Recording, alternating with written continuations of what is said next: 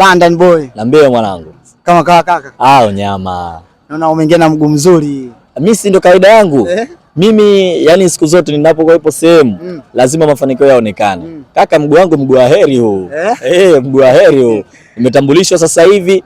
Pochinki imekuwa mabingwa wa ngao na inakuwa ni back to back. Msimu ule malizika walichukua na msimu huu imechukua tena. Kwa hiyo mimi kwangu sherehe tu. Sasa umeingia katika nafasi ya afisa habari katika timu ya matajiri wa Wete. Na mshatanguza mguu mmoja kwa kubeba kombe. Msimu mnaelekea sasa katika ligi. Mipango ipoje? Mipango inahakikisha kila ambaye anakaa mbele yetu tunamfunga. Hiyo ndio mipango. Tumedhamiria ubaya. Brother, nikisema tumedhamiria ubaya kweli. Msimu ule malizika tulitolewa nusu finali hapa kwa mikwaju ya penalty hawa. Tukawaambia kisasi ni haki. Mwanaume apigwe mara mbili kaka. Ukiona mwanaume kapigwa mara moja unajua kabahatisha. Mwanaume apigwe mara mbili. Leo tukamchinja mtu dakika 90 hapa, punda kata kichwa tupa kule. Piga supu ya ile miguu yake supu tu, tumepiga supu fresh tunasherekea. Na anasema unanyoa moto ule. Kumbe mchezo wake anataka unyoa moto Punda mwisho shamba, mjini punda tangu lini baba? Wewe sasa unaona mjini kuna punda kaka. Wewe tangu uzaliwe umeona wapi mjini kuna punda? Sijaona. Eti ndugu yangu mjini kuna punda? Punda mwisho shamba, mjini ni magorofa, magari na investment. Mjini hamna punda kaka. Sawa, msimu uliopita ameishia katika nafasi ya 3. Je, kwa msimu huu mmejipanga kwa namna gani kuhakikisha kwamba kuondoka na kombe? Inshallah biidhnillah, Allah akipenda. Sasa hivi tunarudi kisiwani Pemba, kesho tunarudi kisiwani Pemba na nitakuwepo. Yaani nadhani kwamba nitabaki hapa, naenda Pemba, nitakuwepo kule. Tafanya amsha, tutarandisha ngao yetu kuhakikisha maeneo yote ya Pemba na maeneo ya jirani tunalipitisha ngao yetu, watu waone kama Pochinki City ni mabingwa. Baada ya hapo tunaanza kuchanga karate zetu vizuri katika hatua hizi za mwanzo na kisha tunakuja tena huko hatua ya robo finali kama sikosei, tunampiga anayekaa mbele, tunakuja nusu finali tunampiga na huyo, finali tunachukua kombe letu, tunarudi tena kisiwani Pemba kusherehekea. Ni sherehe mwanzo mwisho. Yaani hii inakuwa ni sherehe back to back. Na hii ngao leo nimesikia wanasema pale kamati ya mashindano ikitoka umechukua mara 3 na kwa ya kwako haurejeshi. Hii sisi tumechukua pili tumewarejeshea. Mwakani tunaichukua mazima. Yaani mwakani tukichukua hairudi kwao, tunabaki nayo wenyewe. Kwa wengine wakatafute pa kufanya. Kaka, yani kuna timu mara hii inazionea huruma, hazitachukua hata tuseme kuna ile labda si nafasi za kufikiriwa, si mshindo wa 3, si hazitofika huko. Kuna timu hazitofika. Kuna timu hapa leo ameingia ndugu zetu hao, sheria imewekwa kabisa. Wachezaji 7 ndio wacheza ligi kuu. Kaka wameingiza kikosi kizima. Walijua kama tupo kwenye michuano sijui ya nini. Yaani wameingiza kikosi kizima. Fuateni katiba jamani na sheria ya mashindano, msikurupuke. Wapemba hapa tunatuletea sheria bwana. Kaka, sisi tunafuata sheria, tuliuliza utaratibu uko hivi na hivi. Tumefuata utaratibu, tumerelax. Tena hapa leo nikwambie, sisi tumesajili wachezaji kutoka Ghana. Kuna watoto kutoka Nigeria hapa. Mtaziona exclusive zao kupitia page yetu ya Instagram Pochinki City _ ipo hapo Instagram. Hao wachezaji leo tungewatia hapa, tungewafanyia balaa kubwa sana, lakini tukawaheshimu kwa sababu bosi wao alikuwepo. Mgeni rasmi Makonda alikuwepo. Mama yangu Riziki Pembe alikuwepo. Kwa hiyo tukasema tusifungue turbo. Mashaka peke yako cheza, vijana enjoy football. Lakini kama tungefanya hivyo, kaka sisi na magoli. Wewe umeona hapa tunakosa magoli mengi? Umeona? Toki hapa tunao.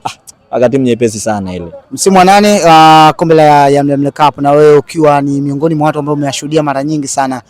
Msimu huu umeona hamasa kwa namna gani? Hamasa ni kubwa sana. Brother, mimi kabla sijatambulishwa, hebu imagine sijatambulishwa Pochinki imejaza uwanja. Sasa hivi ndo nimetambulishwa leo rasmi. Unadhani itakuwaje? Hamasa ni kubwa sana. Niwapongeze pia waandaaji wa michuano kwa sababu kila msimu unavyoenda ndo michuano inazidi kuwa mizuri. Mwaka jana tuliona michuano mizuri sana, watu ni wengi, lakini mwaka huu ndo imekuwa kubwa zaidi maana uwanja umekuwa hautoshi. Parking zote zilijaa, majukwaa yalijaa. Kwa hiyo msingi tuwapongeze waandaaji, lakini pia tujipongeze sisi Pochinki City kwa kubeba ngao ikiwa ni back to back. Hamna mpinzani, hamna mtu ambaye anatuweza. Kisasi kimelipwa, tumechinja punda, tumekunywa supu ya moto. London, natamani kusikia kitu kutoka kwako. Experience fupi. Kama London asingekuwa afisa habari, tungemwona wapi sehemu nyingine? Ningeona kwenye vitu viwili. Ningekuwa afande, askari ningekuwa au ningekuwa mchezaji mpira. Kwenye maeneo. Yani ilikuwa tayari kwa sababu kabla sijaenda kusomea uandishi ilikuwa tayari nishaingizwa kwenye mifumo ya uaskari. Ndio najua passion na hivi vitu nikatoka mimi. Nikatoka nikanunua na familia, wakanuna, ikabidi nitoke niingie huku. Hivyo kwa nisingekuwa mambo ya utangazaji na nini ningekuwa askari, au pengine kama singekuwa askari basi ningekuwa mchezaji mpira. Lakini sana sana ningekuwa askari. Jamii natamani kujua kitu gani ambacho London Boy katika safari yake ya afisa habari, kuna changamoto gani ambayo alipitia hata kimaisha zaidi? Changamoto kwenye tasnia tangu naanza mpaka leo. Kuna wachezaji walishakosa hadi nauli za kwenda kucheza. Hao wachezaji. Mimi kwa upande wangu namshukuru Allah mpaka leo na bahati. Yaani hizi kazi tunazifanya lakini kuna watu wanakosa bahati. Mimi Mungu amenijalia nina bahati. Alafu nina bahati na nina nyota. Yaani Mungu ananijalia mimi ninapokwenda nakubalika. Yaani sijawahi kwenda sehemu alafu sehemu ikawa hainikubali. Yaani hatubondi na hiyo sehemu ambayo nafanya kazi. Sehemu zote ninazoenda tangu naanza career yangu mimi 2020 mpaka leo miaka 6 brother. Alafu kijana mdogo kabisa ndo kwanza na miaka 18. Kwa hiyo nakuta sijapitia magumu. Nimepitia, namshukuru pia babangu Chiwile ananisupport sana, amenisaidia. Kwa hiyo sija kupitia magumu. Mimi kwangu ni hivi tu. Na enjoy, nafanya kitu ambacho nakipenda. Hata kama kuna magumu mimi sijaona magumu kwa sababu nafanya kitu ambacho nakipenda. Sijalazimishwa na mtu, ni mimi ndo ambaye nimetaka.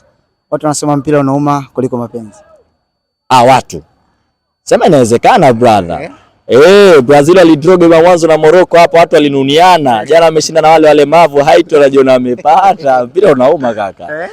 Mpira unauma lakini na mapenzi anauma. Kuna tukio gani labda la kwenye ligi?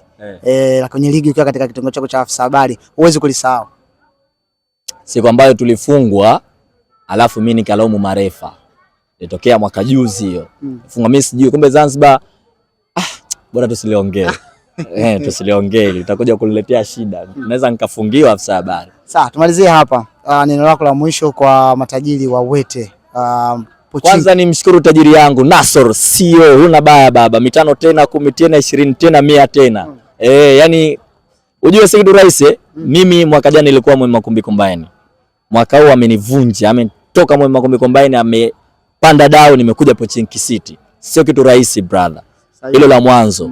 Lakini pia angalia investment ambayo anaifanya kwenye timu. Amemleta mtu kama Mashaka mpaka unamuona amekuja timu yako kucheza, it's not easy.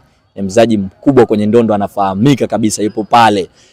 Kuna wachezaji kutoka Nigeria hapa wako hapo. Kuna wachezaji kutoka Ghana. Kuna wachezaji pia wa hapa ambao wamekataa kucheza timu zao hapa kina Gatuso.